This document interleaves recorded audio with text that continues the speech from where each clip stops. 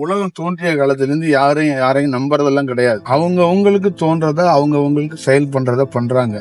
எந்த விஞ்ஞானி முதல்ல தோன்றி ஒரு விஞ்ஞானி உருவாக்கப்பட்ட கண்டுபிடிச்சதை யாருமே ஏத்துக்கல. ஃபர்ஸ்ட் நிராகரிக்க தான் பட்டிருக்கு. அதுல நிறைய விமர்சனங்களும் தோன்றப்பட்டிருக்கு. அப்புறமா ஒரு காலகட்டம் கழிச்சு அதே இதை ஆய்வு பண்ணி ஒப்பிட்டு பார்த்து இது கொஞ்சம் கரெக்டா இருக்கிற மாதிரி இருக்குன்னு சொல்லி அவருக்கு நோபல் பரிசை கொடுத்திருக்காங்க. சில காலகட்டம் கழிச்சு அதை தாண்டி இன்னொரு விஞ்ஞானி இல்ல அதோட பெட்டரா இருக்கு, இல்ல அதுவே இல்ல அது தப்புன்னு சொல்லி வேற ஒரு வடிவத்தை உருவாக்கி இருக்கிறாரு.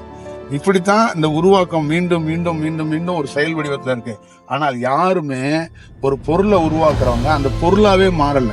யோகி மட்டும்தான் உலகத்திலே ஒரு பொருளை உருவாக்கும் போது அந்த பொருளாவே மாறக்கூடிய தன்மைக்கு மாறாரு.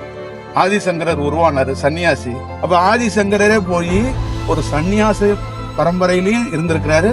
ஒரு இல்லறனா என்னங்கிறத அவர் உடல்லயே வச்சுட்டு அவர் ஆன்மாவிலேருந்து போய் அந்த இல்லறத்தானா வாழ்ந்துட்டு அந்த இல்லறத்துக்குள்ள இருக்கின்ற சுவை என்ன, செயல் என்ன, அந்த வடிவம் என்னங்கிறதையும் கண்டுபிடிச்சிட்டு ஒரு வேலை செஞ்சிருக்காரு. இதுதான் ஒரு யோகி நுட்பமா பல நாள் சொல்றாரு. ஒரு யோகி சும்மா போற போக்குல பேச மாட்டாங்க. அந்த வடிவமா மாறி அதை பார்த்தாதான் அதை வெளியிடவே முடியும். இல்லைன்னா பிழையாகி போயிடும். நம்ம என்ன சொன்னாலும் தவறு நடக்கிறதுக்கு வாய்ப்பு இருக்கு. நம்ம அதுவா மாறாம அந்த வேலையை சொல்லவே முடியாது. அது யூக அடிப்படையில தான் சொல்லணும், நம்பிக்கை அடிப்படையில தான் சொல்ற மாதிரி ஆயிப்போம். நம்பிக்கை அடிப்படையில யூக அடிப்படையில மக்கள்கிட்ட ஒரு விஷயத்த கொடுக்க கூடாது. அப்படி கொடுத்தா அது யோக பரம்பரையில சித்தர்களுக்கோ சித்தர் குலத்துக்கோ அது பெரிய பாதிப்பு. அது தனி மனிதன் நமக்கு மட்டும் கிடையாது, நம்ம குலம் சார்ந்து இந்த காலங்காலமா இயங்கிக்கிட்டு இருக்கிற அந்த குலத்துக்கே ஒரு அவமதிப்பு மாதிரி தான் அது. அது ஒரு சாதாரண ஒரு மனிதனோட போறது கிடையாது. நான் பேசுற விஷயத்துக்குள்ள ஒரு பிழை இருந்தா ஒட்டுமொத்தமான இந்த சித்தர் குலத்துக்குள்ள இருக்கிறவங்களுக்கே ஒரு செயல் தான் அது.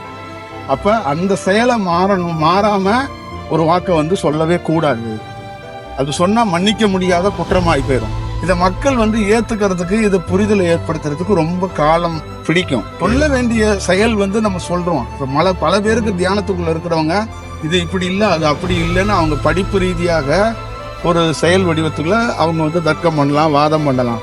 ஆனா அதை தாண்டி அங்க ஒண்ணு இருக்கு.